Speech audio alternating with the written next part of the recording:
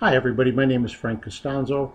I am the training lead for the Lake County, Florida Democratic Party Voter Protection Program. And today I want to talk to you about vote by mail. I want to talk to you about why you vote by mail and then how to vote by mail. We're going to talk about domestic vote by mail. I'm not going to talk about overseas or military. That's a different issue. But let's talk about why one might consider voting by mail, why we encourage you to vote by mail, particularly this year. As you know, with COVID-19 running rampant, it is difficult to social distance. Folks are going to have some difficulty getting out to the polls, even if it's diminished by November. But don't forget, we have a primary in August, and that primary is August 18th here in Florida. And so what we're recommending is that people apply for and obtain their vote-by-mail ballots. I'll tell you how to do that in a minute.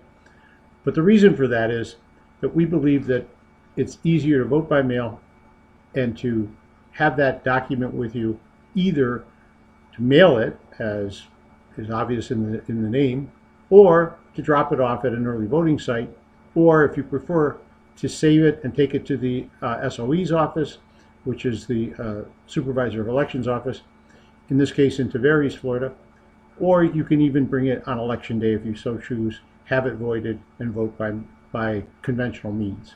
Our concern is that the lines might be long, because will be fewer poll workers, as well as the fact that social distancing will cause long lines to be longer and a little more difficult to manage. And with the early voting dates that we have here, it's easier to get your votes in before the final election day. So those are some of the reasons. Another reason to vote at home, because that's what you're doing when you vote by mail, is you can take your time. You can go through your the ballot, and as State Committeeman Alan Harris always says, vote from the bottom up, and that makes a lot of sense. One can sit at home and make sure they vote all of the races, not just the top few races that they might have a keen interest in. Gives you a chance to research some of the folks that are also on the ballot. So those are some of the reasons why we recommend you vote by mail. Some people say, well, how do I know my vote's going to count? Well, that actually is an interesting and good question. Vote by mail allows you to track your vote. When you mail it or drop it off at the SOE's office, or if you bring it to an early voting site, you can actually go online the next day or so and see if the ballot has been received by the SOE's office. And if it has, you're in good shape.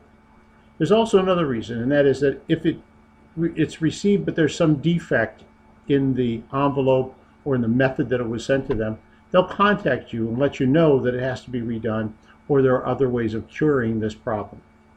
If you go to the election, if you go to same day election, that is on election day, when you put that ballot through the machine, we all hope it works, and we believe it works, and we believe it gets counted, and it goes all the way to the SOE, but nobody's sure. In this day of questionable activity. We also have a concern about the, shall we say, tampering that went on in the past election. We don't think there was anything here. We don't think there's going to be any intimidation this year, or at least we hope not. But if there is, it'll occur at the polling places. That is, folks will be in your way. Folks might be intimidating you by other means when you're trying to vote. We don't need confrontations, we just need votes. So those are some of the reasons why we would encourage you to vote by mail. Also, we know that if you vote by mail, there's a higher tendency or higher percentage of people that will vote. Now keep in mind that if you vote by mail, you don't have to turn in your vote, the ballot that is sent to you. It's a great thing to do. We highly encourage it. You can take it in, as I said earlier, to the SOE's office. You can take it to any early voting site and drop it in one of the bins, or you can mail it. But if you prefer, you can actually take it on election day, have it spoiled, that is destroyed, and select your voting method as you normally would at the polls.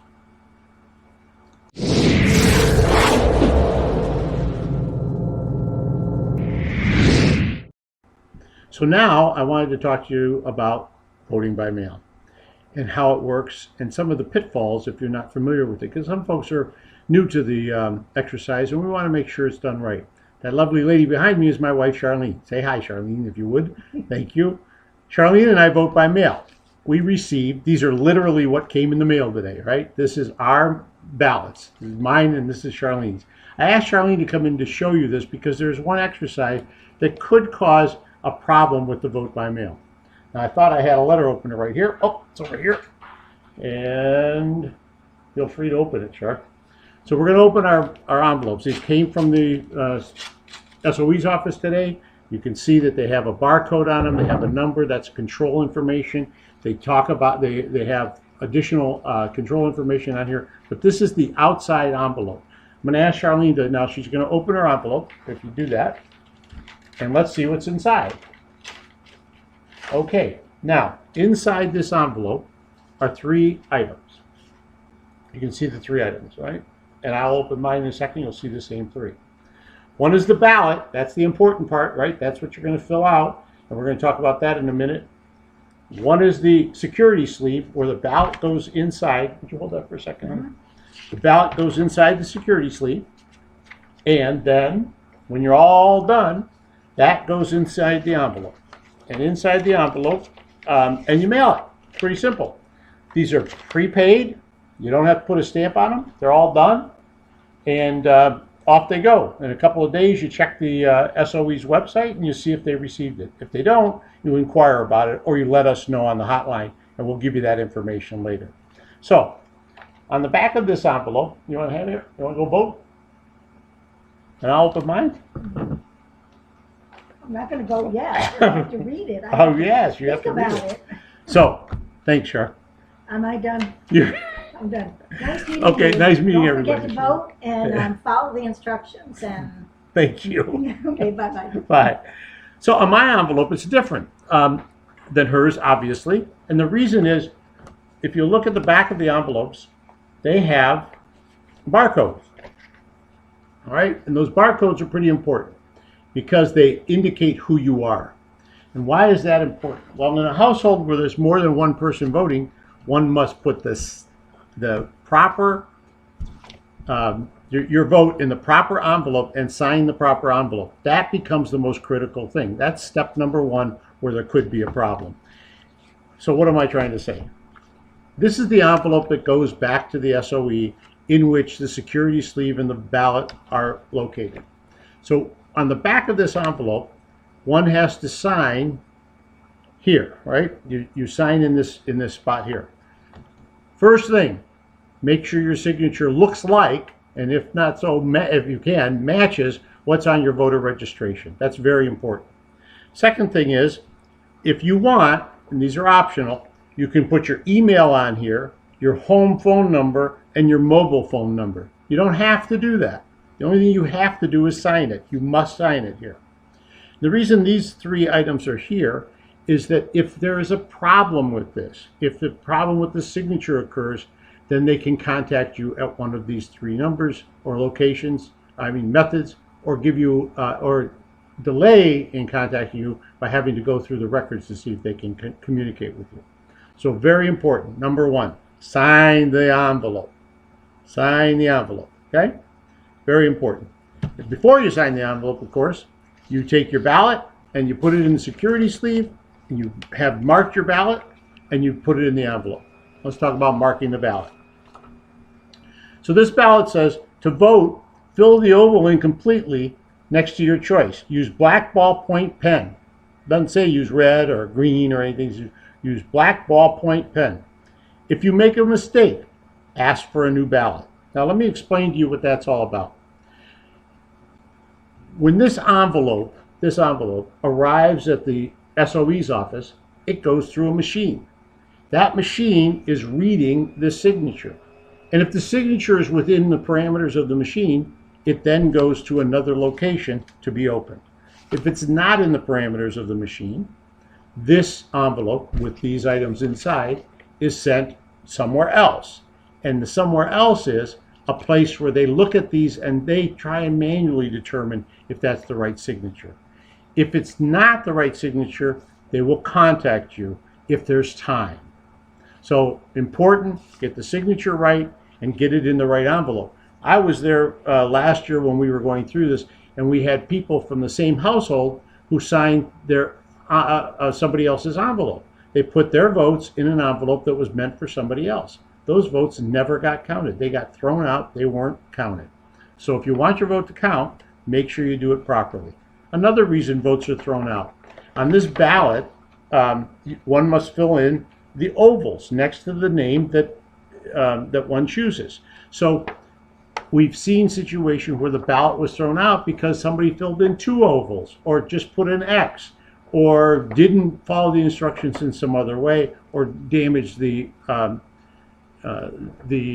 ballot itself. So these are early voting ballots, or I'm sorry, these are vote by mail ballots for the primary election. So critical. Sign it properly, fill in the form properly, and then stick it in the mail, right? When it goes back, as I was saying, it goes through a verification machine to verify the signature here. If it passed that test, it goes to another location where the envelope is physically opened by 2 people. There are 2 people there that watch it and that open it. If you want to volunteer for that, let us know. But there are 2 people that actually open the envelopes. They separate from the envelope the ballot and the security sheet and the envelope. So now we no longer know who voted this ballot. Why is that important? It's a secret ballot. We don't want anybody to know what we did, right? That's important. However, if you've messed up this ballot, there's no way of telling you, hey, Frank, you messed up your ballot, because now it's separated from the other documents, okay? So if you do it right, it's very simple. These ballots are then secured, and they're placed in a secure location, not undisclosed. We know where it is. It's at the SOE's office, in a safe and restricted area, and then they are eventually put through the ballot tally machine. Now, usually that's done on election day, but for reasons this year, it may be done a little earlier, and that's a concern that we have to deal with separately. You don't have to deal with that. Now, what happens after that? If a ballot goes through that machine and it gets rejected for some reason, somebody put the X wrong or did something wrong on it, it gets kicked out, then it goes to the canvassing board, and they have to decide whether the ballot is going to be accepted or not. And generally, they'll err on the side of acceptance, but they have to know what your intent was. They have to determine the intent of the voter. So if you do it right the first time, there's no problem. Okay?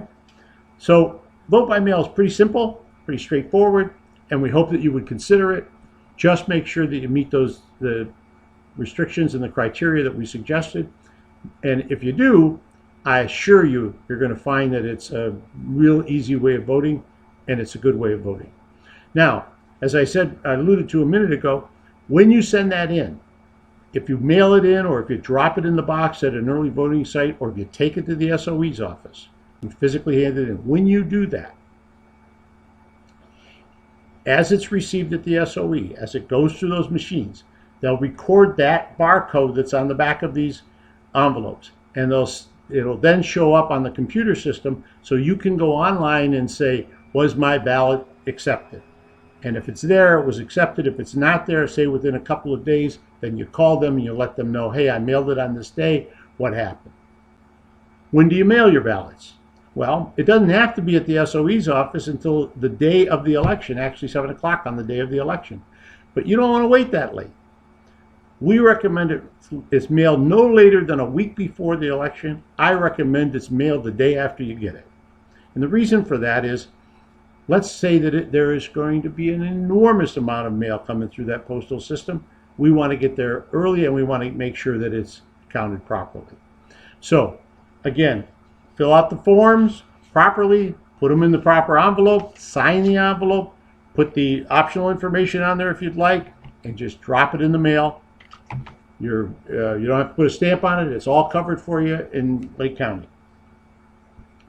Now I'm going to show you a couple of things in a minute. I'm going to try and do just a couple of slides for you so you know who to contact in case you have any questions and how you get your ballot. Be right back.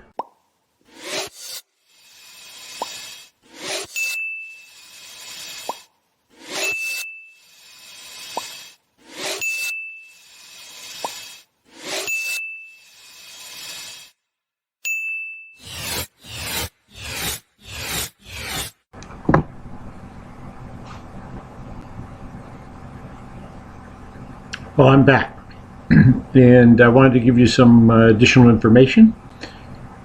So how do you request a vote by mail ballot? One way is to call the Supervisor of Election Office at 352-343-9734. And another is to go to lakevotes.com. And then even if you've received a vote by mail ballot in the past, be sure you receive one this year for the primary and general elections by checking at lakevotes.com to make sure that you're still going to receive one. You sometimes are purged from the rolls for vote by mail, and we want to make sure you're going to get one this year. Now, if you want to contact the Lake County Democrats, you can do that through lakedemocrats.com or the phone number of 352-800-4984. We're always looking for volunteers. We'd love to have you this year. You can work inside the polls, outside the polls, observing what's going on, help us with vote by mail, and so many other activities. Our office is in Mount Dora, but again, call us. And finally, the Florida Democratic Party has a voter protection hotline, and it is 833-868-3352. It's a good place to get information if you're confused about who can register and how you vote. But that's for the entire state of Florida, 833-868-3352. Feel free to contact me directly. You can send me an email at franktcostanzo@gmail.com, and I are one of the members of the voter protection team. All of our volunteers, we're all volunteers, we'll get back to you.